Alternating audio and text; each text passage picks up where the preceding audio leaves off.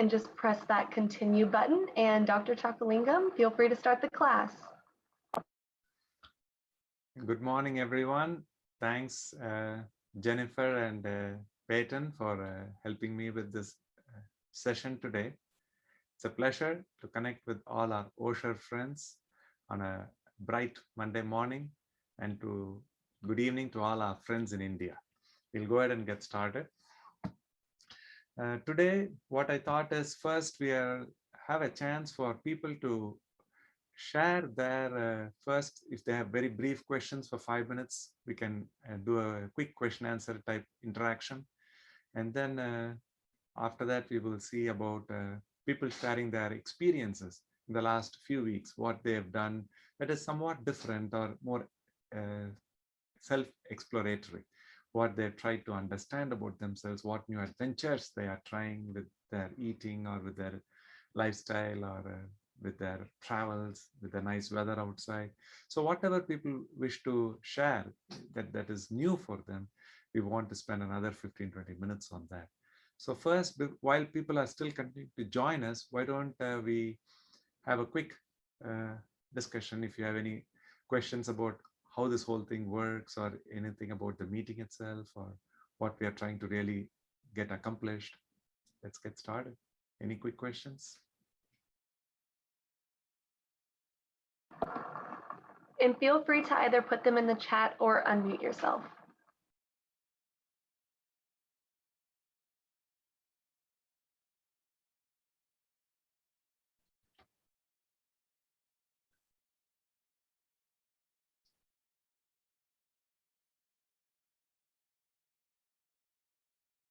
Everybody is meditating. Nobody has any questions for us?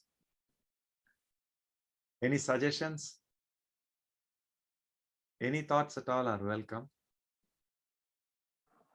It looks like we might have somebody typing in the chat right now, so we'll just give that a second.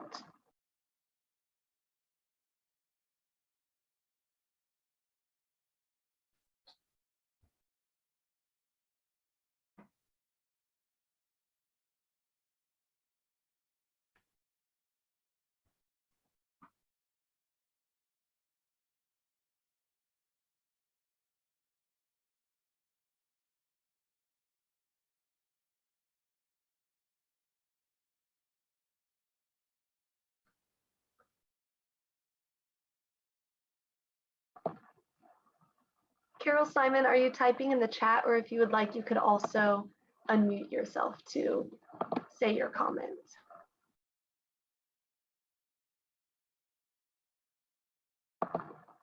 Sandy and Ron Carter commented and said, we think our intermittent fasting is going very well. Wonderful. Thanks for sharing that.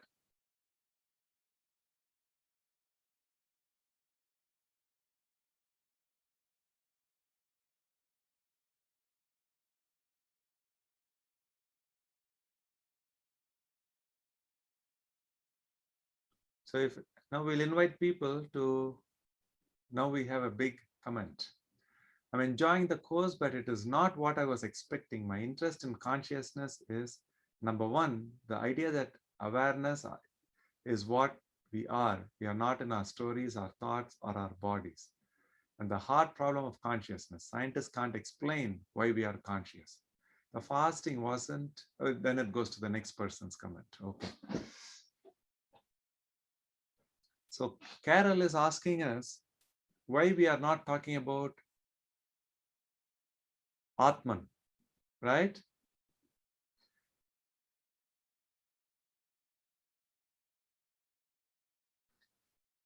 So what I understand about why we are awake, I will share now in 1 or 2 minutes. Maybe that might in some way try to answer the question. The real answer is several hours long. And when we say anything for several hours, the reality is we are still trying to grapple with the truth.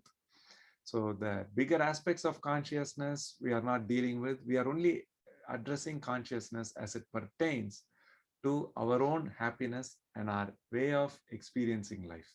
So that has been, you could say, a narrower definition. And I feel that is a working definition that helps us understand how we can relate on a day-to-day basis. And being a cardiologist, that has been my area of interest and focus, just because I'm dealing not only with the luxury of young, healthy people who can understand life in more broader perspectives, but I'm also, in fact, mostly dealing with people who are challenged with age, physical, mental challenges, disabilities. So for them, how I take consciousness to them and make them connect with their life a little better. That's what we are discussing here in our Elevating Consciousness series. So in our simplest definition of health, we've said health is the freedom to pursue life passionately. That's the simplest way that I can look at health. So in that, the catchphrase is, you have to decide what you're passionate about. That freedom we all have as human beings. And once we find that passion, I honestly believe our health very, very likely will follow suit. In the sense, even if there are some health issues, the body, the mind, the consciousness will do its level best to fix things so that we can move forward towards fulfilling our lives' deeper ambitions and goals. So that has been my self discovery over the last 20 years of practicing medicine. So this I'm saying after seeing people with so many challenges, overcoming them effortlessly in that pursuit once they find what they are passionate about. To identify what we are passionate about is again part of consciousness, but that I would like to invite you to do it on your own terms.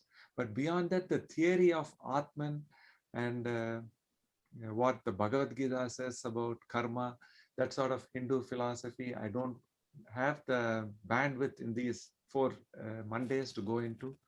And another reason I don't go into that is because it is pertaining to Indian specific religions. Whereas what we are doing here is sort of general, secular, and easy for anybody who is healthy or with challenges to connect with. So that is why we keep consciousness to, I would say, a widely and broadly acceptable language. So I don't know if I answered the question well enough. The second part was the hard problem of consciousness. Yes, it is very hard because in my own understanding, consciousness is more like waves that we see on the water surface. To understand why every wave and every wavelet moves this way, that way, and try to bring mathematical formulas to understand it becomes more and more challenging, to the point it becomes somewhat redundant to even understand every movement of every wave. I don't even believe we need to do that in the bigger picture to be happy or to find fulfillment in life. So for that, we will continue to focus in that direction that I have some more slides to discuss today. Hopefully Dr. I answered Chakalingam, your question. Yes. as you talk, could you please hold up your mic to your mouth? Yes. Thank you.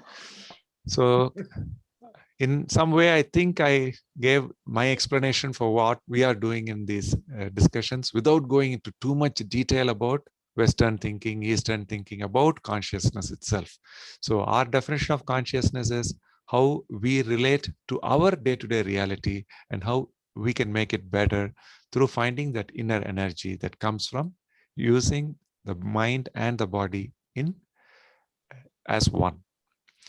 So the next question is, the fasting wasn't as difficult as I thought it would be. For me, fasting was very difficult 3 years ago. So many people are telling me that it is easier. And some people tell me, even after trying it several times, that it's not for them. So that is again part of our own self-inquiry, trying to figure out if it might work for us.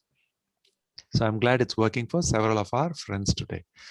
Once intermittent fasting becomes a habit, it's easy to do it. Excellent. The habit is mental, but the body learning how to go into this metabolic switching or natural ketosis, where the liver takes over. For me, it never had to do it for 45 years of my life because I had 3 meals every day from my childhood till I was 45. Only in the last 3 years that I started intermittent fasting, and the body didn't know when I was going to not give it food. I didn't know. I would just not give it food several times in a week. So I've done this now for 3 years, and my body took first 2 to 3 months to recognize, okay, Anand is still smiling. He's still going about his day. The food is still right next to him, but he's not eating it. The body had to learn that. Because I'm telling I'm happy, I'm doing my work. So you try to come along with me. Then the body came along, the liver came along, and it started going into this natural ketosis. So where it starts metabolizing the fat reserves. Everybody has sufficient fat reserves, except extreme athletes who have maybe 10% fat. For me, I look thin, but my fat store was about 20, 21%. And now it is probably 18, 19%. It didn't go down too much in the last 3 years because I still eat the other 6 days of the week. So that replenishes the fat reserves. But the liver is now so much more capable of going into the ketosis whenever the food is not coming from the stomach. So that's all fasting is. So like one of our friends beautifully put it, it becomes easy once we teach it. And the simplest way to do that is through smiling 20 times every hour, every waking hour, being grateful for where we are, even for the hunger, if we can be grateful, and trying to listen to the body. If the body says, today I'm tired, I'm really not feeling up to it, give the body good, nutritious food. We can try the fasting tomorrow, next week, next month. There is no rush.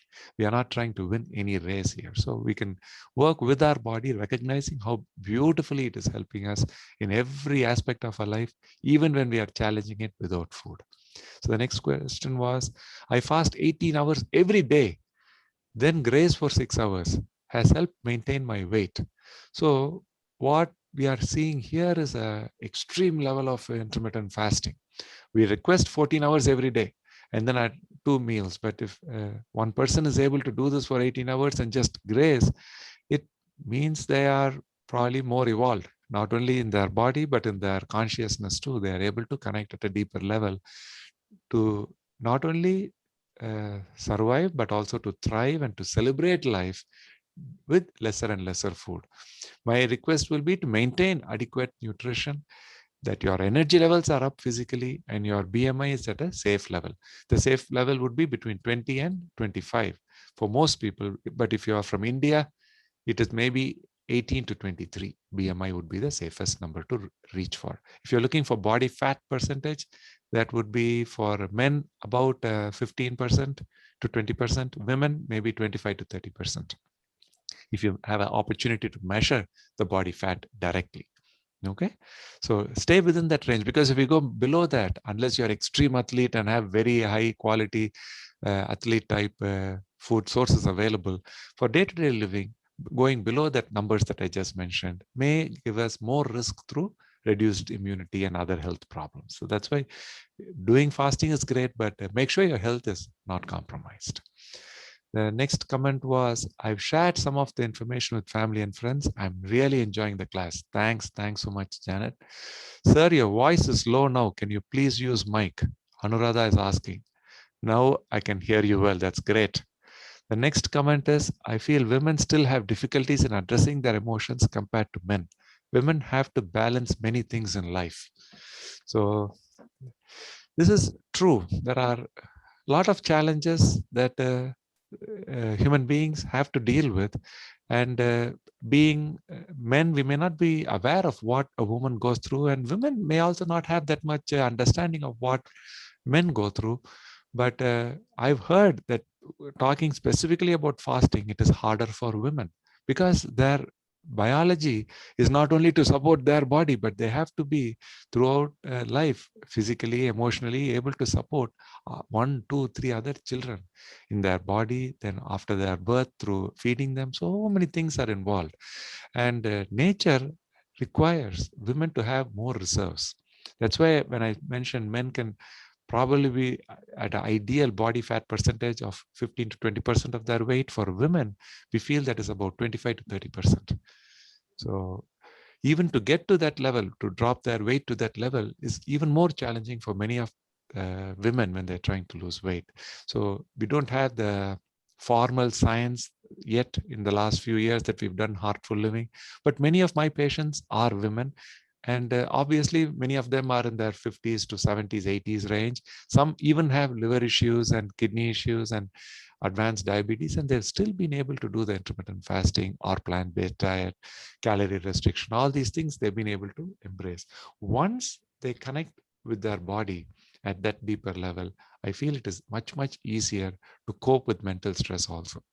Mental stress can be in 1,000 ways, and it depends not only on the external challenges but also in how our mind accepts or receives the challenge.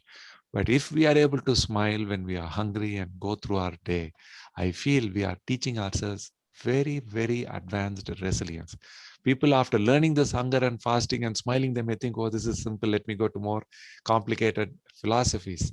But I feel this is still the most direct way to engage our entire consciousness. Consciousness, I believe, is not just in our logical mind, in our thought, not only in our subconscious mind, but consciousness resides in our physical body as well. So how we are connected with the entire mind-body continuum is the best way to elevate our consciousness. So I hope I answered Dr. Pandian's question. So it's about 10:20.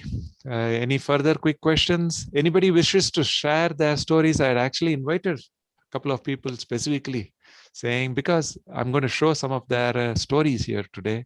I don't know if they wish to unmute themselves and talk, if they can raise their hand, or if Peyton has to unmute them. If nobody wishes to talk, I can keep on talking for another hour.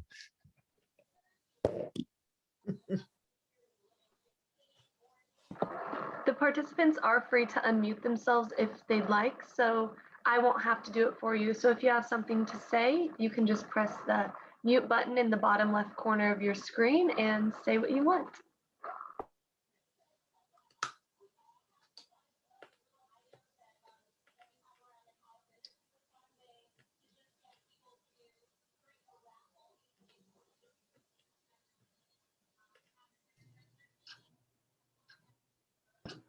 This is Mari Scala.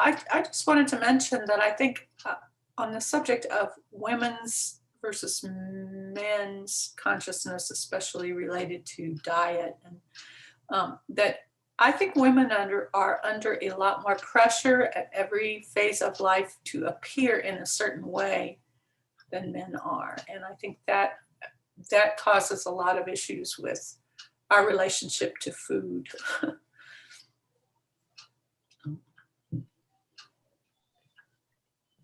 Yeah, that's very true. And that's there throughout the world. I'm seeing that women want to maintain their body image, and because of menopause and other things, it becomes so much more challenging to keep their weight where they want it to be. And not only menopause, even children, when they are growing, attaining menarche, even that is a big change.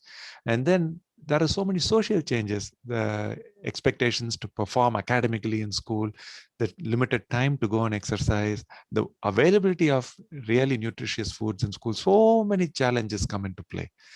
But the simplest way will be to start self-inquiry as we are children, so that we don't have the excess weight to lose in the first place.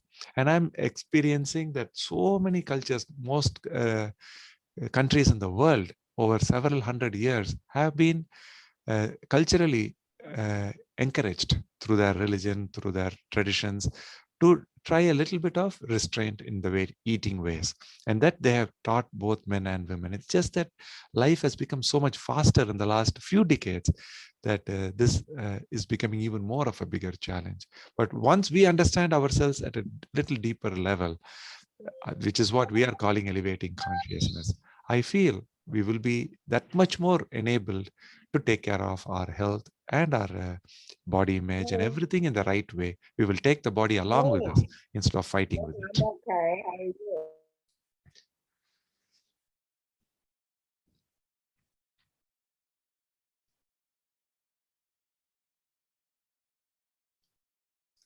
I think it was just someone who got a phone call.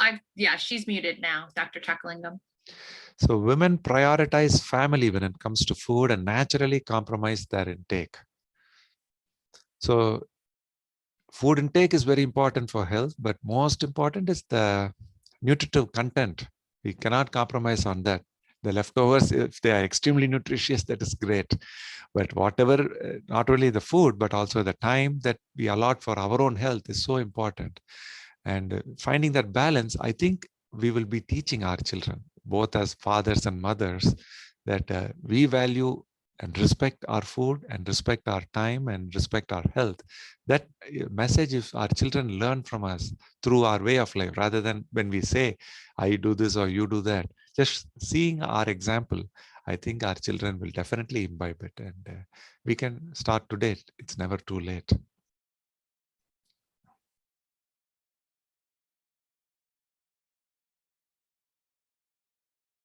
Anybody else wishes to share their self-inquiry with us? What you are learning new about yourself in the last couple of weeks? Or people who've done any of our prior sessions, if they want to say, last 2 years I've done self-inquiry and this is what I've learned about myself. In 1 or 2 quick comments before we start our slides.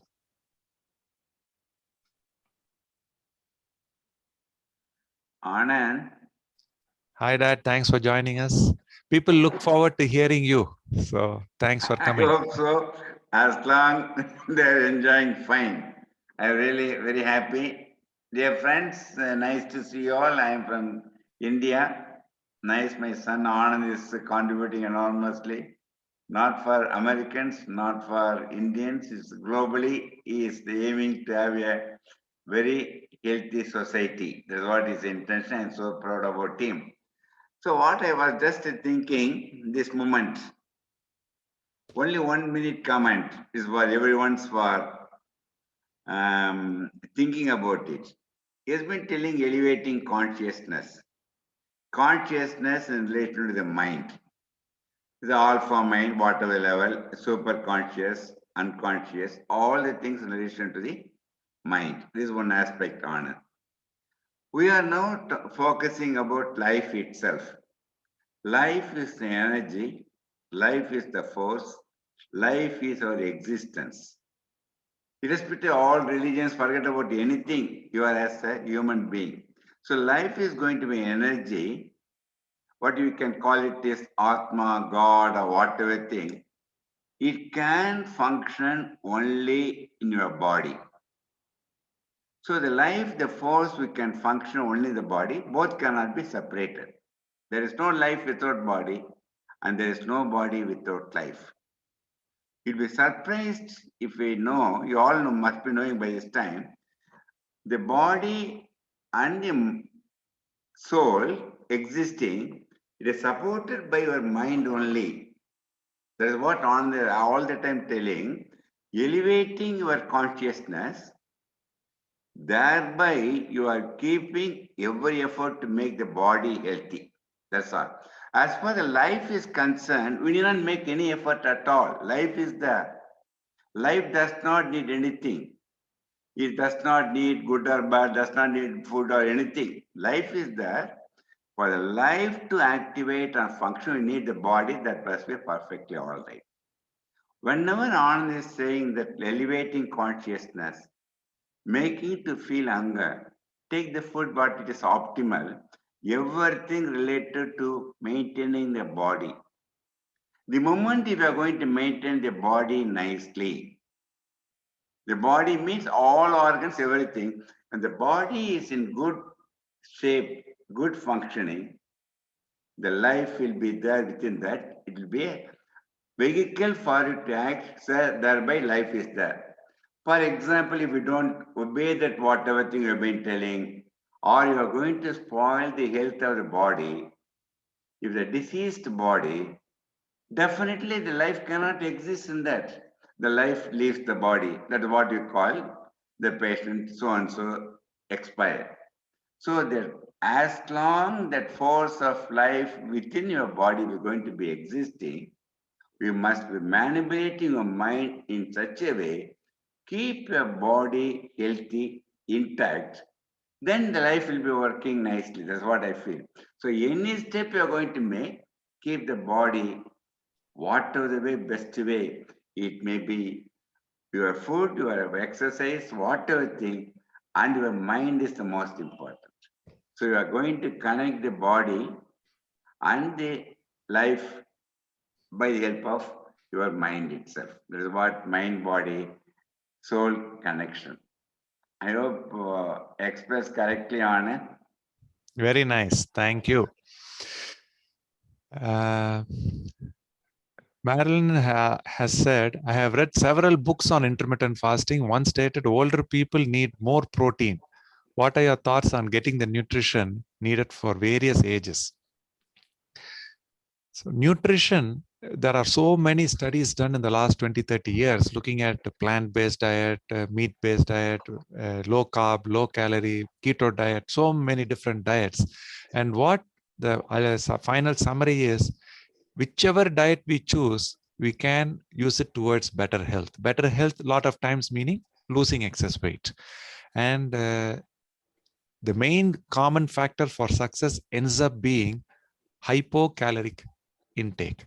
That means if your body requires 2000 calories every day, if you can stay at 1500 calories for a few months, then you will end up losing weight. It may be okay to use more plant-based or more Mediterranean or whichever other types of diet. But if you keep the overall calorie content below, what I'm trying to say is the body is omnivorous in the sense it can take up whichever form of food we give and use it towards the best nutrition it takes. So keep it below the requirement so that the body is able to go again and again into natural ketosis or metabolic switching, where the liver produces energy out of our own fat reserves. So that is what we are trying to achieve. So the best diet is the diet that you love, that you enjoy, and that you can sustain. So that is the best diet. And that might be based on our culture or tradition or how our family loves to cook food. So depending on so many other things. So cooking is so important because when we get from outside sources like pre-cooked food, it's unlikely to be that healthy. So that's something I wanted to remind. The next question was, I think that the view, and the other question was protein intake. 1 gram per kg per day is the protein amount that we need. Overall, if you see, only 10 to 20, 15% of our daily intake needs to be protein at every age. About 10% fat intake, preferably mono and polyunsaturated fat. World Health Organization says 70% of our intake can be carbohydrates. Remember that carbohydrate cannot be cookies, donuts, ice cream, anything that tastes good. It has to be real whole food in the form of vegetables, then fruits, then lentils, chickpeas, black beans, chana dal, things like that. All these are like $1 cans at Walmart. You can get it. So many types of healthy, nutritious things. The simple clue for that will be naturally fiber containing food. So not the juicing, just the actual fruits are so much healthier. So that covers that aspect. Beyond that, do we need more protein to stay strong? The main way to stay strong for bones and muscle strength and without losing muscle mass is by exercise training and loading the muscles, not by eating more protein. The body can keep the muscle strength if we eat, if right balance, but most importantly by giving some weight training, resistance training, and walking type regular exercises. The next question is, how many meals should we have? That was, I think 3 meals a day has a disservice for some of us. I learned it only at the age of 45. Now, 3 years after that, what I'm doing is mostly doing away with 2 meals, maybe sometimes 1.5 meals. But important thing is the fruits, vegetables, everything are part of those 2 meals. There is no such word called a snack, unless there is still no reason for snacking. For the by and large, 2 times if we sit down for 20 minutes, celebrate our food, we should be good for the most part. 3 meals probably is a little too much for our current way of life. So that might be something to think about. And so of those 2 meals, which is the best meal to skip means the best meal to skip might be dinner. But our day-to-day busy lifestyles, we come home and cook. So that is something we have to account for. But people who have the luxury to have a good breakfast and a lunch or a early dinner like 4 p.m., breakfast and dinner itself can be done at 2 meals, we would be fine. In between, what are the good things to snack? Nothing. What about fruits, vegetables, other healthy things? They also are part of that meal. So I think I answered that question several times in different ways. How do you avoid temptation and overeating? Smiling, finding the reason to keep smiling, to be optimistic. That is the real consciousness. In there, we will find that being hungry actually makes us more energetic, more alive, younger. Once that becomes your reality, see, when you hear it from Anand, it's just somebody talking. Once it becomes your own truth, nobody else, no other book needs to validate it. If you feel you're more energetic when you wake up, that is all is life. So for that, give it a few weeks of trial. Once you find it, you will stay with it all your life long. It will never let you go. So what I'm saying here is food sustains us. Food is our best way to connect with our environment that keeps us alive. But the inner journey requires at least once a week, preferably 2 or 3 times a week, for us to be quiet. When I say quiet, in the body level, it means being hungry. Make sense? So food is great.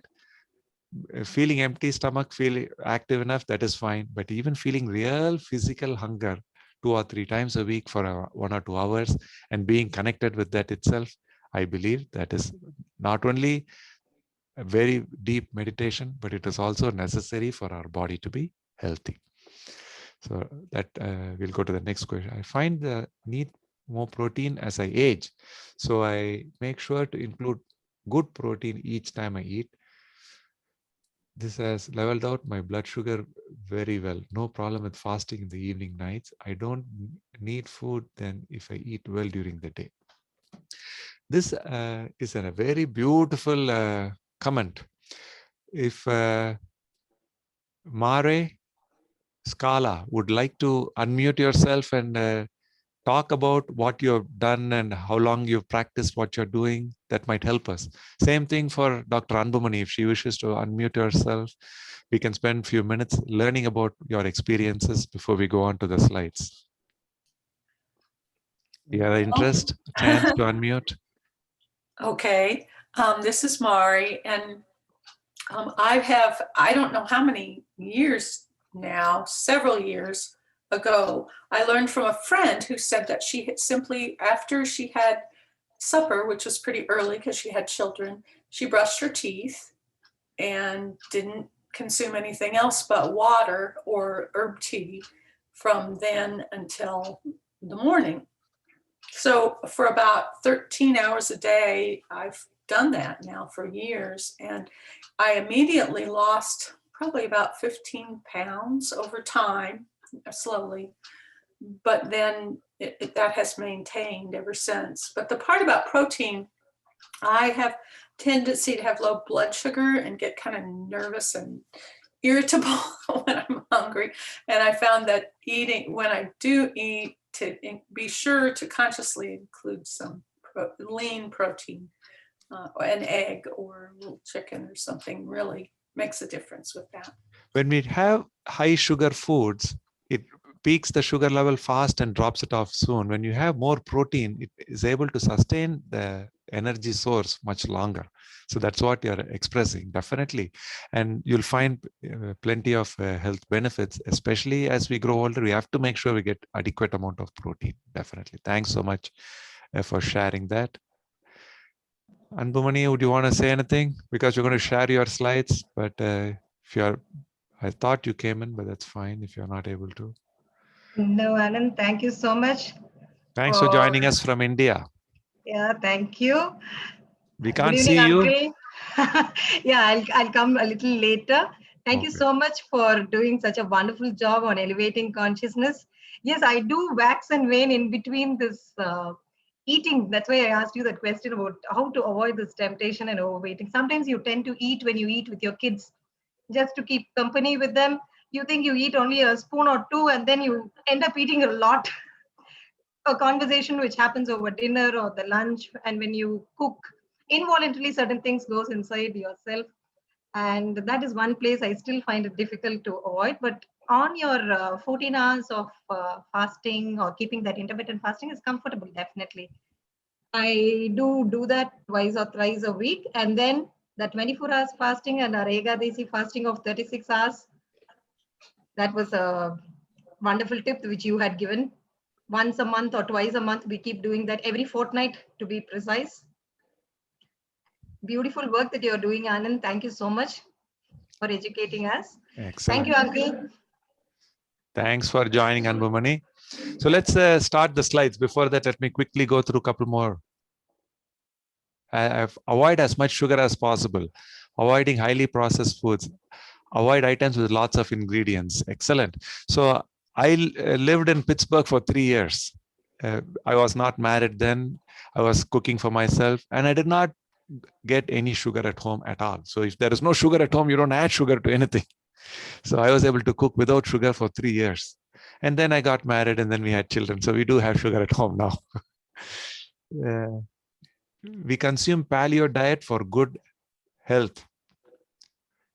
Yes, paleo diet is very good in the sense less cooking, less processing, and it has probably more meat content. So that we'll have to watch out if we are having atherosclerosis, heart disease risk. So that's the thing. If you can go to a plant-based whole food diet, that might be the best diet 20 years from today. We don't have the full breakup and the science. It's hard to do the actual clinical studies, but that looks like it might be the best for our ultimate goal. Like my father keeps pointing out, is if we keep the body healthy, only we can talk philosophy or consciousness. So the best way to keep the body going, especially if we have atherosclerosis, like family history of stroke or heart attack, might be to move more and more towards plant-based whole food diet. But the next question is, avoid all fast foods and junk foods. Yes. So sometimes I simply say, if it tastes good, think twice about it and then don't eat it after you think about it. So that's what has happened, unfortunately. The tastiest foods end up being the ones that are being marketed the most, and just get drawn towards them for so many reasons, and they don't tend to be too healthy. So we'll go ahead and do the slides now, and then we'll come back to a little more discussions.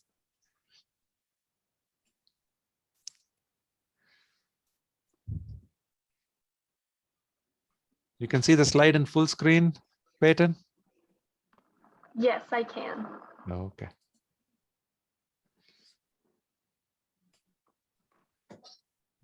Good morning, everyone.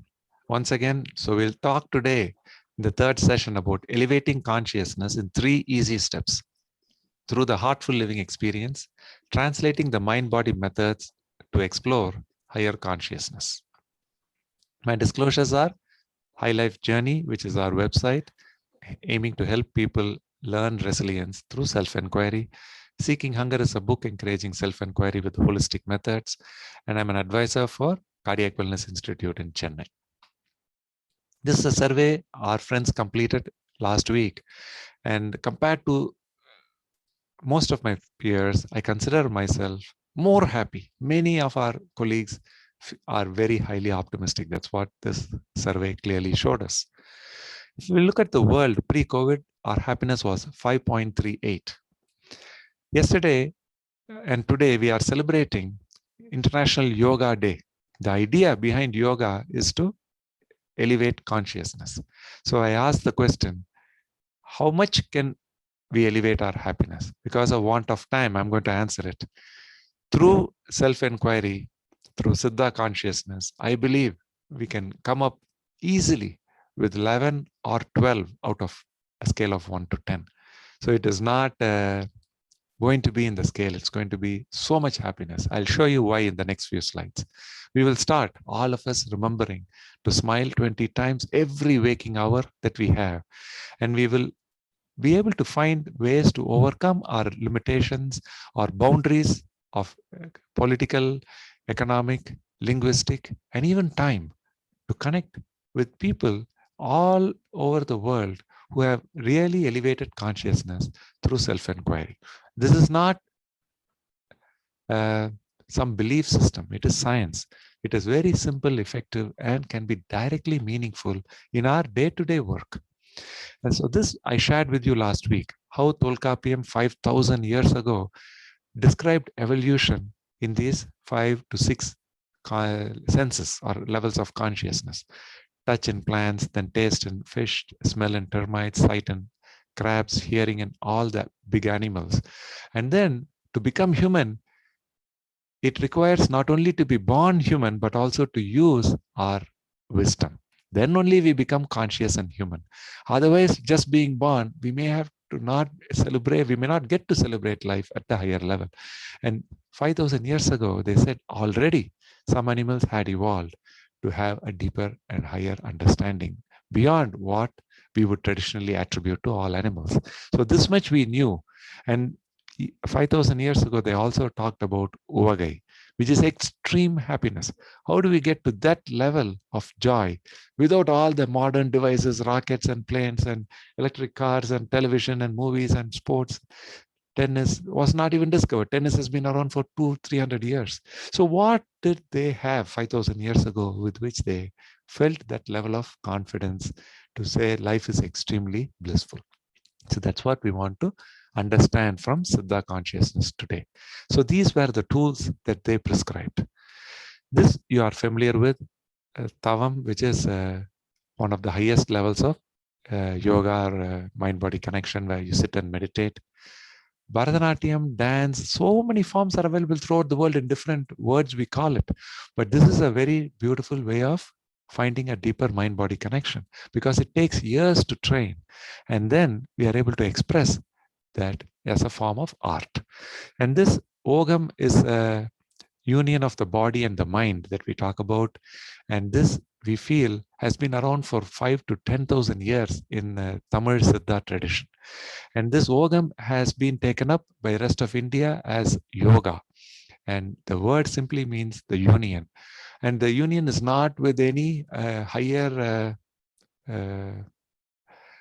God. It is just the union between the mind and the body. That is all Siddha consciousness talks about. If we can stay connected with ourselves, we can achieve deeper bliss. We don't need any external validation of our life and happiness. And Adi Murai is a Siddha period, 5,000, 3,000 years ago, the martial arts that has been taken up as Kung Fu. Because we took it there, we wanted to spread these simple ways of connecting with our life to China. And that has now gone to Japan as Zen, and Korea and China, it is practiced as Chen school of philosophy. All this is very simple and yet very deep ways of connecting with ourselves. I want to introduce you to a friend.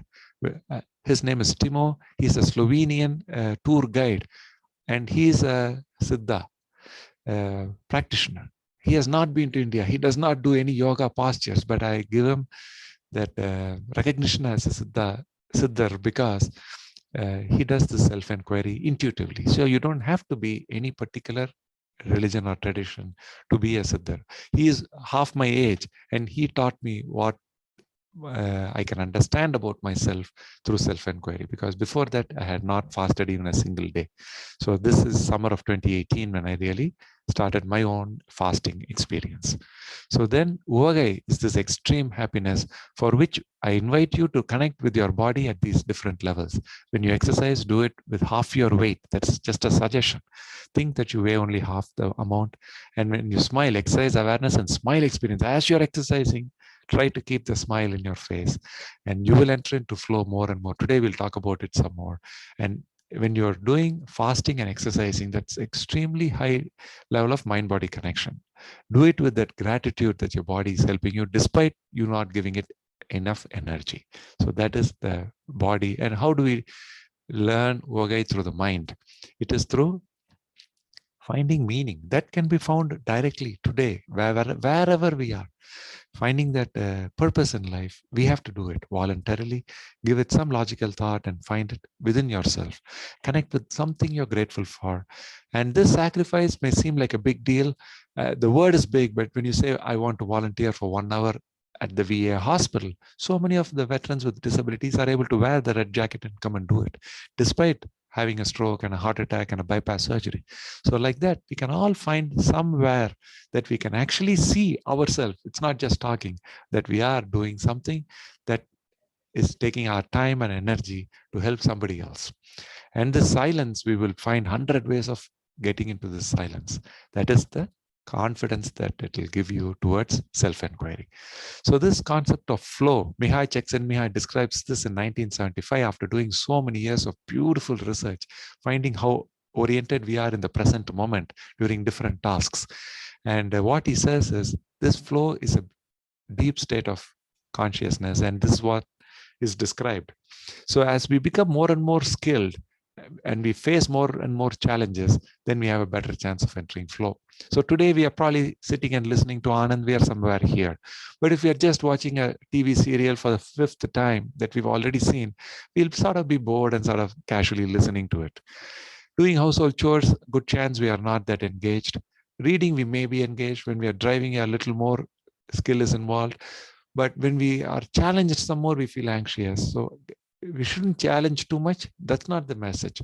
But if, the message is opening ourselves enough, both in our training and in allowing enough challenge to give ourselves a chance to enter into flow. It still happens only once in 5 to 10 times. Every other day, we just do what we need to do. But we can find this flow in more and more things. And when we find it is there throughout the day, that is when consciousness is truly elevated. So this is a fellow who is just graduating now, and he wants to share that once a week for 24 hours, he does not eat anything. And that makes him more grateful, and he enjoys food even more. So other 6 days, he's celebrating food some more. This is another cardiology fellow who does 20 hours of fasting, 16 hours of fasting intermittently. And then he finds his mind is able to focus, stays more alert. And he has substantially given up caffeine and whatever else you place attention towards. See, he does not smoke, my fellow. But if somebody is trying to give up cigarette because they've already had a heart attack and trying to do certain big lifestyle changes, when you connect with yourself through fasting, you will find the energy is so much higher for you to do other things like giving up the cigarette or whatever else you set your mind to becomes so much more intuitive and easier. So this is a patient of mine who underwent cardiac rehab, did the cardiac heartful living program at RVA remotely, and then he had a heart attack to start with. And after all this balloon stenting, when he's on the treadmill 3 months later, this graph he tells us, his heart rate is in blue going up. The red line is the dyspnea. It can go only up to 10, the Borg dyspnea index. Once it reaches 10, we have to stop because we are panting. But what happens is 1 in 5 times, he's still exercising 40, 50, 55 minutes. The heart is still going fast, but the dyspnea drops off. So what is causing this magic? We believe he's entering into a deep state of flow where the mind-body continuum is relaxed, that he's continuing the challenging task of going on the treadmill without feeling tired. So then why does he ever stop? Because it's time for him to go to his work. That's why he gets off the treadmill on those days. But on the next day, he'll again have to stop at about 35 minutes because that's his conscious limit. So he is passing that using the subconscious on some occasions. So this we are publishing now. This is another professor here who is bringing to us this medal and sharing because of this heartful living clinics that he attended. It inspired him after a heart attack and stent and cardiac rehab to then participate in exercises, in races, and then train with school and college students to get more muscle strength. So he's doing this for years on end. So this is not flow that happens once a week on the treadmill. This happens every day. He wakes up with that much more energy. So his state of flow has become, I would say, his way of life. So this is a continuous state of flow that he is in. So all this is possible when you're 50, 60, 70, after a heart attack, if you open your mind and heart towards accepting a very simple tools that we encourage you to try. So all this we are presenting in important conferences, the exercise, awareness, and smile experience. So do the exercise, be aware of how the dyspnea perception is, and try to keep smiling even when you're getting really short of breath. So that smile is the one that will give you the chance to get past your conscious limitations and explore even deeper levels of your own capacity. This is a 69-year-old. I don't even have the time to read all the medical problems. Most of her vital organs have failed for 5 years. And she's not losing much weight if you see over the last 2-3 years. Then why am I showing this? Because when we ask her how she feels after, this is what she says. What do you feel grateful about? That I wake up every morning. Excellent. You started out saying that you're an optimistic person. I've always been optimistic and always figured I had at least the glass half full. Now, how do you look at your life? That my glass is always full and overflowing. So this question of half full and half empty, she answers that it is totally full when she has a back that has vertebral fracture. She's bedbound and in severe back pain when she is giving me this recording. She says share it with the next group because she attended our 8-week Heartful Living clinics and she connected with fasting despite her health issues. So that is her level of confidence. So this is another patient who for 50 days he went without food. We are not asking anybody to go up more than 24 hours. That is the safety limit. He did it because of his own religious belief. But the reason I share his story is, for him it is half full, half empty, all that is theory. He was so overflowing with happiness. When I took this picture, this is day 49 of his fast. The next day would be the last day, and then he would start eating in the hospital. Last few days he had to be hospitalized because he got so weak. But even there, he agreed to IV electrolytes, but no glucose no energy through the IV fluids too. So he finished the 50 days successfully. So this is what we've been presenting in Holistic Conference as hunger-based gratitude experience. And this can actually not only help us lose weight, but reverse the acute inflammation that progresses atherosclerosis. So we may be able to actually reduce the need for balloon, stent, bypass surgery, and future risk of heart attack, strokes, and even long-term risk of vascular dementia, cancer, other things when we connect with our own hunger through the experience of gratitude. So this is corals that I've used. See, when we talk in the x-axis about our skill, I'm using a coral that says Nandri Marappadu Nandrandru Nandralladu Andre Marappadu Nandri. What it means is 2000 years ago, Thiruvalluvar says, be grateful for good that happens in your life and learn to instantly forget all that is bad. So this is our skill, how grateful we can be in our day-to-day life. And the y-axis is the challenge. For that, I invite, see this, I used your mind. Here I'm using your body to explore within, to recognize healthy food and eat only when you're really hungry. So, again, Valluvar says, find that real hunger every time that you need food. Without that, eating is not that healthy. So find that hunger. And how much hunger? 8 hours, 12 hours, 14 hours, 24 hours. Up to that, we can go and be more healthy. Okay. So this is the challenge that I would like you to explore within yourself.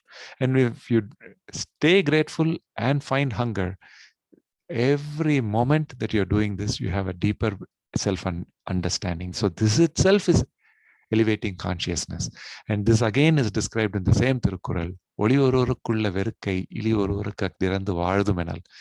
it means is life's highlight is being passionate. Trying to just exist, just survive is not good enough. That's what he has said 2000 years ago. So all the flow that we talk about, watching television, writing music, playing tennis and entering flow, all that I believe is only for a few minutes of our day. But this flow which we connect through gratitude and with our own hunger, you don't have to be hungry 7 days a week, every hour of the day. No, just a few hours in a week, if we can connect with real physical hunger and still find the confidence, energy, and enthusiasm to keep smiling through it, that would allow you to find flow, not only when you're doing high intellectual tasks, but also routine day-to-day work. And in everything that you do, you will find there is that deep experience of life built into it. And this has been beautifully depicted in our celebration of the Harvest Festival, our Pongal, which is the beginning of the new year in Tamil. The Pongal is a sweet rice pudding, and we make it deliberately overflow. So the overflowing is a way to show that life is not about just surviving, it is about celebrating. So in the scale of 1 to 10, they are saying we want to first show that we have abundance. So that is where for few or several thousand years, we have shown that scale of 1 to 10 is for the logical mind. Celebration of life is beyond logic. That's why we are saying we can go to 12, 13. You can go even to 1,000 in a scale of 1 to 10. So that depends on how much we are able to open our consciousness and our hearts to our opportunity to celebrate life. So this is what my heart patients face. Overloaded, and the gas tank is already getting towards empty. And the worst problem is the road ahead is not clear. When they are short of breath, when the heart is weak, they are struggling to see whether they will even survive another few weeks. Those are the people who find this self-inquiry works for them. How does this work? Is it magic that we teach? No, whatever I've taught my patients, I've completely shared with all our group here. So what they first do is find gratitude for whatever they can in that moment that they are struggling to catch their breath, that clears the path ahead for them. Then when they connect with hunger, it does not matter if the tank is very low because the road is downhill at that point. That means that very brown. I request people to mute yourself. So the second thing we talked about was the hunger experience. So that makes the requirement of energy much lesser in our body so that we can keep moving forward despite the heart being on the weaker side. Then still the truck is overloaded, right? Nope. Once we enter into that flow, then we realize we are much lighter and directly able to pursue what we want to pursue, more directed. And not only based on gas, we are dual sourced. That means even if we run out of gas, we have enough electric that will take us around the world 3 times. That much energy our body has. So that is what is this consciousness. And the hunger, gratitude, and heart failure, it elevates resilience, reduces cardiac risk, helps people lose excess weight, improves their exercise tolerance intuitively. We don't force our heart failure patients to exercise 30 minutes every day. No, they find that naturally they're able to get so much more exercise done once all these things happen. And that builds more optimism for them. So all this can be found through our own silence. There is no further truth than just finding it within ourselves. And this has been there for several thousand years. This is a deity in the Chidambaram temple of Lord Shiva, where for 5,000-10,000 years, they are depicting self-inquiry as Uvagai through combination of dance, exercise, and meditation, all of it happening at the same moment. So in this dance, the simple thing I want to point out is the hair is moving on the sides. So 5,000 years ago, they did not have photo to take. So they used this picture to depict life is not only in our mind, it is in our actual physical movement also. So that is what the simple message is. And for this level of flow, we find that we are one with nature and every life form is equal, not just humans. We can celebrate with everybody. So based on this dance that we are talking about, I wanted to invite personally all our friends who can physically join us to dance Arangetram of 3 of our good friends' children. These kids are doing their first formal dance recital, and their guru is my wife here, Smrita Dorairajan. She's a nephrologist here at our VA hospital. So she's training them for years. And this is the coming Saturday. So Jennifer will share the actual invitation. And it's at Battle High School at 5:30 p.m. next Saturday. We wish you're able to join in person and celebrate with us and enjoy the Indian feast. The entire thing is open to the entire community. So you are welcome to bring your families too. So we'll see you next Saturday in a depiction of this mind-body connection. So this is probably the last thing I want to share with you today. So as a cardiologist, I was able to help people get some stents and work a few more years, improve lifespan hopefully by a few more years, but that is all I could do as a cardiologist. Holistic medicine works towards improving health span, which means not only the years, but also the quality of life That is what holistic medicine focuses mostly on. What about sports? When we engage in sports, when we learn different forms of dance, any form of dance, if we learn martial arts, kung fu, or whatever that you think you could learn, all the sports, the chances are your health will be better throughout life and you will be more creative. So these things have direct chances of elevating consciousness. But I cannot ask many of my heart failure patients who are short of breath with a weak heart and a stroke and all that to start learning this right away. So for that, I've been teaching for 15 years Zen and mindfulness methods, where I ask them to smile 20 times an hour and connect deeper in silence, things like that, that gives them more optimism, creativity. And these methods have a chance to attain higher enlightenment. What about positive psychology? It's very good to be more productive and more creative. Yoga is amazing. It does everything in this. But the challenge is when it comes to bliss, yoga is still, I would say, constrained by having to be Hindu or being in Indian with the tradition of Bhagavad Gita, other things, to understand how yoga might make sense to people. Siddha and Yogam, which is what we teach in self-inquiry, can be used for a 75-year-old white or African-American or Chinese or anybody with heart failure who can be atheist, doesn't have to believe in any religion, and still they can gain all these benefits. It just requires people to trust themselves. That is all is needed. But for that, we have some tools, and we have 8 hours of recording where so many patients have found this level of confidence. I shared some of the most interesting patients' stories, how they feel their cup is overflowing and despite their health challenges. So just to inspire everybody that today is great, tomorrow can be even better. That's what I want you to recognize. And these things are available to all of us. And Siddharths have tried to take it to the whole world. That's what they've been doing for 10,000 years. We grew up into humans because of our challenge of food, shelter, and to survive. And for that, we walked and ran for 10 miles every day. This is how we evolved. But now, unfortunately, because of us being so busy and standard American fast food diet, junk food, which is adopted throughout the world, we are seeing people world over are becoming more unhealthy with sedentary lifestyle and loneliness. So this we have to overcome first within ourselves. Then the society will work with us.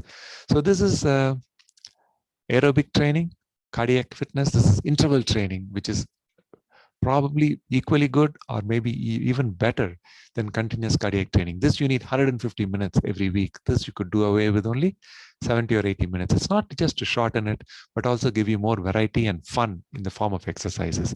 So I went and did this before COVID, and I would bring these pictures to show my son and daughter that even at my age, I'm able to keep up with those rigorous programs. So these are different days, and these are all the things that I did.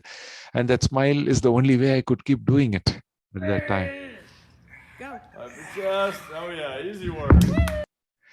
So this is what Mihai Csikszentmihalyi describes as flow. Whatever our ability is, we can keep learning more and we can challenge ourselves more. And when we find the right balance, we can experience life at a deeper level. So for that, we can invite people to answer this question in the next few minutes. So Peyton, why don't you read this aloud for our group and let them answer it in their mind and come up with something that they'll put in the comments. Would you like me to read the paragraph? Sure, if you can read it slowly so everybody can see it, and then they will answer it very quickly in their mind, and in the comment, they can just put the summary of what their number is. All right.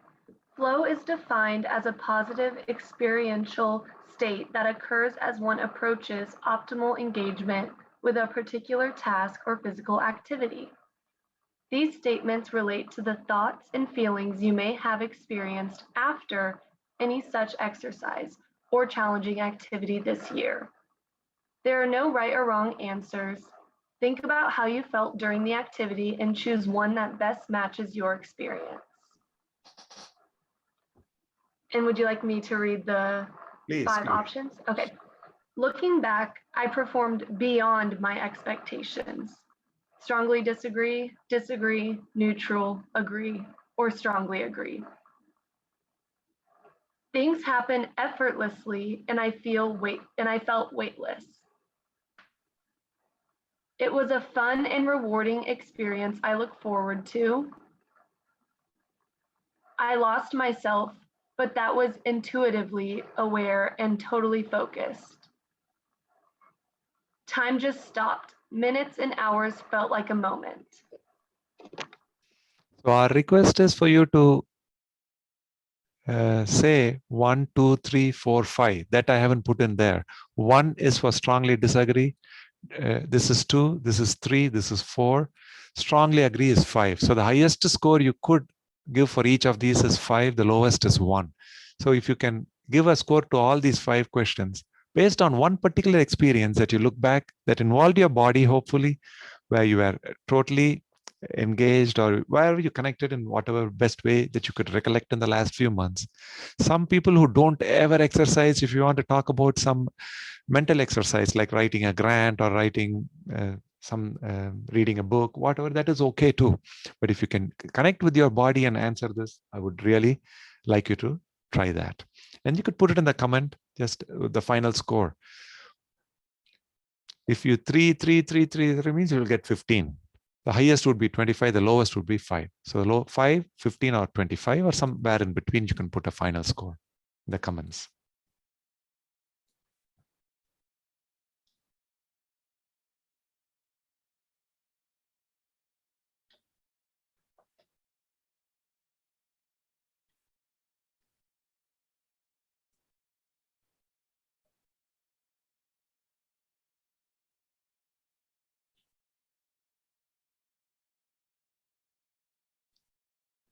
We are already seeing a few answers.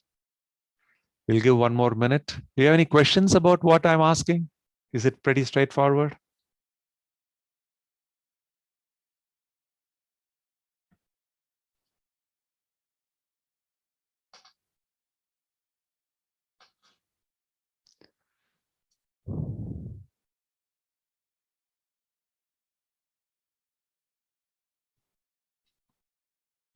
We'll give some time for, I guess, one more minute we'll give to see if more people want to answer. Because once I start talking, then I'll be distracting you.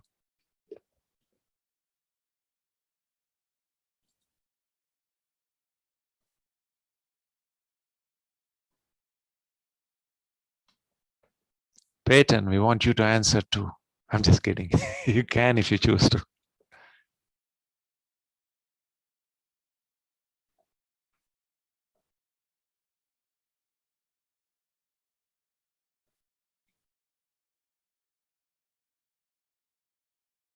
So we're not seeing too many more answers. So I guess people who wanted to answer have already answered. So we'll continue to finish up the slides.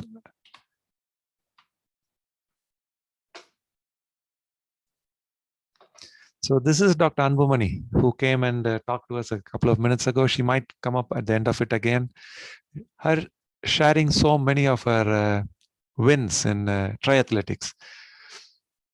So her score she gave at 23. So the reason her story we are discussing, do you want to unmute yourself and tell us in one quick second if you have a chance, Anbumani?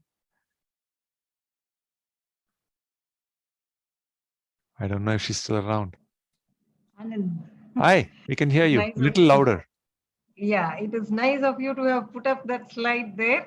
Thank you very much. I was able to, as you say, go into flow when I discovered myself that I like jogging or running and all this in the past few years. That was a great experience to discover myself as an athlete there.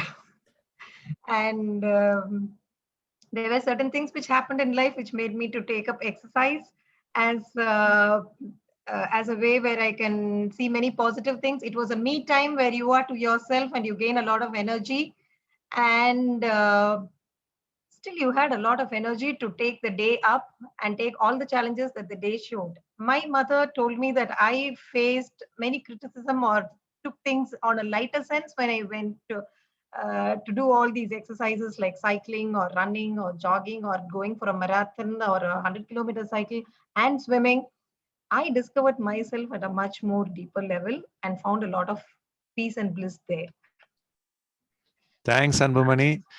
She just shared her success, but the reason we use her story to inspire doctors, especially in physician resilience programs in the last 2 years, is because about 5 years ago, she woke up one day and found her husband had died from a coronary event in the sleep.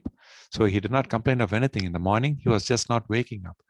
So she was having to deal with sudden loss and then 2 young children, teenagers that she had to take care of. And she's a professor at the university, physician. I went to medical school with her. And now she is an inspiration for our entire 150 classmates.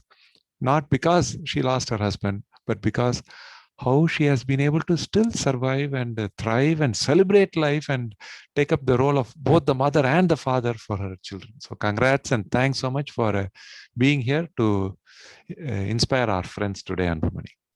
Thank you, Anand. That was nice of you.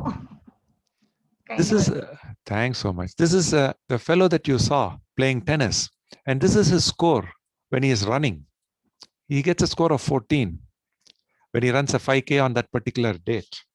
The interesting thing is when he's actually competing on a good day and winning, this is his score. Every day you don't win in tennis, then it's not fun. But when you compete and you play well, his score suddenly from 14 jumps up to 23.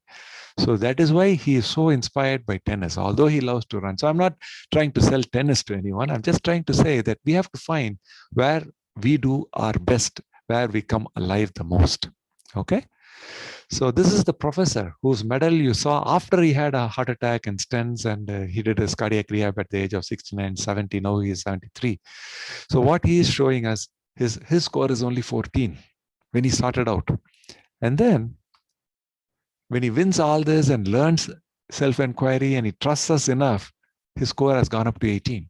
So it doesn't jump up to 25 to everybody, but at 18, he's in flow all the time. So different people may score it differently, but 14 to 18 changed his life so profoundly.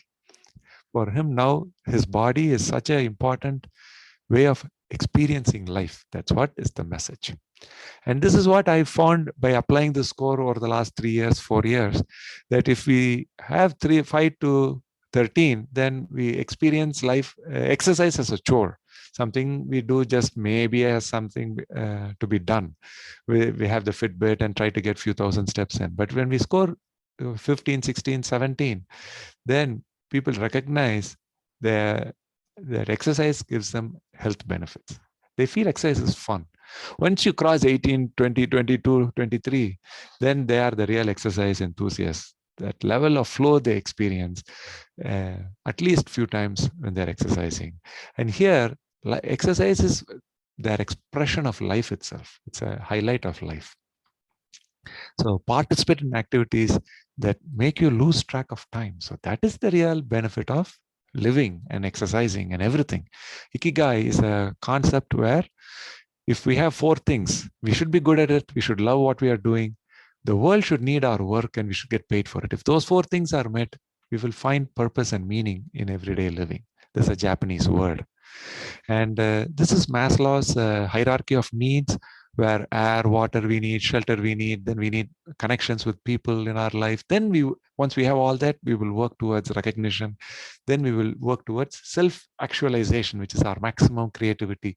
This he did not talk too much about, but this he realized, Maslow, towards the end of his life, where transcendence, where people sacrifice their personal needs and happiness for a bigger cause. So that is a self-inquiry, which happens so intuitively when we connect, starting with gratitude, smiling 20 times. We are comfortable with the empty stomach through fasting and hunger gratitude experience. When we open our heart with trust, then we can enter into very deep experience of flow, not with writing new music or some sport. We can do it while we are doing routine day-to-day things. My request is acknowledge the flow that you get with the body being involved. Just if you write a grant or write a academic papers and you enter into flow, that is wonderful for your productivity, for your career. But as a cardiologist, my request will again be to find it in some physical exercise that involves your body where you're sweating. Okay, my request is the sports and exercise with smiling. And silence, the self-talk, silence that we teach, and altruism, compassion, experience. And these things lead to deeper and deeper self-inquiry. So it only is positive feedback where the meaning in life gets reinforced and life becomes so much more fun in the moment. So we talked about conscious mind, which is 10%, 90% at the subconscious level, where our values, habits, and emotions reside, but most importantly, our gratitude, our ability to connect with life and creativity resides. For that, we ask people to connect again and again with the heart mnemonic, the heart of consciousness, which is being humble, empathetic, connecting with our goals and aspirations, and giving others the benefit of doubt for whatever may happen, that reciprocation. These 4 simple things will directly build the trust in the world around us and in our families and our colleagues, and most or equally importantly, trust in ourselves to do the best possible thing in the moment. So people asked me last time, how do I do the self-inquiry? How do I break that barrier? The answer is you can do it through meditation, mindfulness, through just being grateful, through smiling, through being genuinely concerned and loving every other life form, being creative, engaging passionately in sports, through the flow experience, through fasting, gratitude, and through ikigai in your work, and through silence. These are the very simple tools that our heart patients are able to experience despite their challenges and engage with a deeper consciousness. So like I said, if you are grateful enough and willing to explore hunger through that, you will find flow in your day-to-day every action. So this is the scale we all answered. So I will stop here, and many people scored 20, 23, 25. So congratulations to all of you. And when you are scoring anything more than 15, you're doing amazing. So keep that smile going and keep exercising and engaging with yourself and with your life every day. So a lot of this work we are now doing with psychologists to try and validate these scales. So this is actually going to come out in another few months as an official publication, what I just shared with you. So we are trying to make this simple things more easily accessible in the community, not only for heart patients, but also for athletes and young children taking up in a big way to sports. We want them to not only thrive and succeed and become famous and successful sports persons, but we also want them to feel that connection and gratitude for life itself through their sport and through whichever expression they do. So I want to again remind you that we have this Arangetram this coming Saturday evening, and you will hopefully get the email from Jennifer very soon. So that's at Battle High School at 5:30 p.m. with a wonderful Indian dinner, followed by 1 hour or 1.5 hours of dance. So you'll enjoy it, and I'll see you again next Monday for the last session, where we talk a little bit about what this matters, the elevating consciousness concepts, how it matters once AI takes up in a big way artificial intelligence. The next few decades may be more intelligent than all of us put together. It is scary, but it is the reality that we are moving towards. So what does our consciousness still have to offer in that day and age? That's what we will discuss tomorrow, next Monday. So any other quick 1 minute questions? So we can answer 1 or 2 things, and we'll wrap up for today.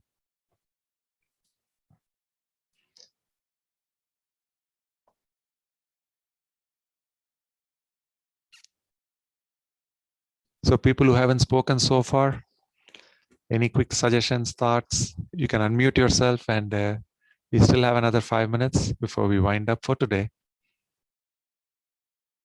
So the invitation is to every day find some reasons to smile, and if you don't find a reason, even better, still keep smiling. The cost that we attach to being happy itself is our own illusion. At the deepest level, we don't need any excuse or any reason to be happy. So that is the real message of self-inquiry. So find that for yourself. Find your cup is totally full and overflowing. You don't take any theory that Anand is teaching. So until that cup is totally full, it is definitely worth trying different ways of self-inquiry throughout life. One quick question, sir.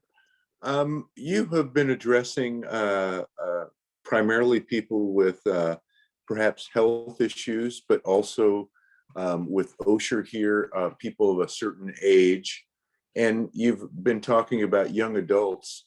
Do these, how do these practices would apply to children or grandchildren, particularly young, very young people, you know, under 10?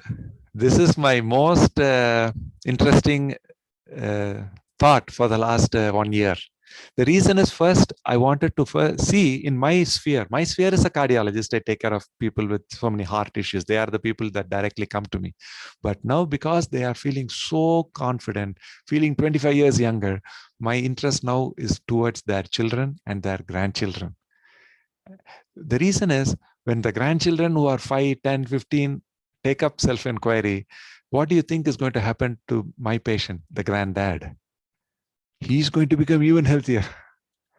So everybody benefits in this self-inquiry. The consciousness is for the entire human community. And can it be done? I believe the answer resides in Siddha teaching. Tamil Siddhas, they were interested in helping the ailing, ill people, but their real focus was to elevate consciousness. For that only they devised all these Ogam postures that are now taken up as Kung Fu or yoga or karate. But the real message was, life is not good. Life is amazing. That has been their message, 5,000, 10,000 years, continuous message in everything that they have taught. So if the children learn that, then they will still use the devices, the smartphones and other things and their internet and their social media, but they will not be influenced by it. They will be remaining free of those social challenges. They will be so content within themselves. So that is my real hope for the next generation. So that generation, when it intersects with that AI will want to learn from our children how this deeper Ovagai can be experienced. Then AI will also be on our side. In that joy, there is no harm, there is no hurt. Everybody is only celebrating. Out of that joy, there is no history in the last 10,000 years that a Siddhar was angry and hurt somebody or did anything bad to anybody. They only celebrate lives. That's all it is. So like that, I believe our children can be the real torch bearers for the future generations in the AI world. That is the real world that they're going to inherit, where the computers are going to determine so much of the future. For them, I believe we can show that this energy is that strong within ourselves. You made me answer next week's question, 1 hour discussion. But I'll bring some slides and try to make it still a little more fun next Monday, the last session. Any other quick questions before we wrap up? Anand, I really appreciate your excellent job. I really profusely appreciate.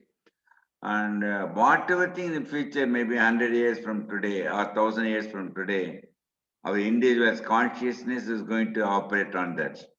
So unless your consciousness, your way of this one, whatever thing I have it, may not be any useful at all. That's what you are going to stress. Only one thing I want to say, why don't you say that your self-realization, whatever thing, awareness, why don't you say mind, body, soul connection? Why you want to leave the soul there? Soul is the important energy. Better to connect this mind, body, soul all the time instead of saying mind and body alone. Our aim is I the want soul to connect with everybody. Siddha consciousness is truly secular. If you look at the 1330 Tirukkurals that were written that I shared with you about hunger and gratitude, we stay away from any language, religion, culture. So atheists may not believe in a soul. So I'm not going to go into too much detail into any of those discussions. We can stay in this discussion without involving things that some people may not enjoy connecting or discussing. That is the reason I keep away from using that word. You are not using the soul because of connected to the religion or something like that? People who are atheists may not even believe in a soul. But they don't believe in that, you see? I don't know what people believe. They don't want to believe in anything. But people who are alive believe that they are alive, right? So for them, I want to That's take what this. alive is that soul, that's all. I'm not asking what is going to happen. Mind, body, soul is one connection of your mind, your body, your existence, your energy. See, it's only a word. So any other quick questions before we close up?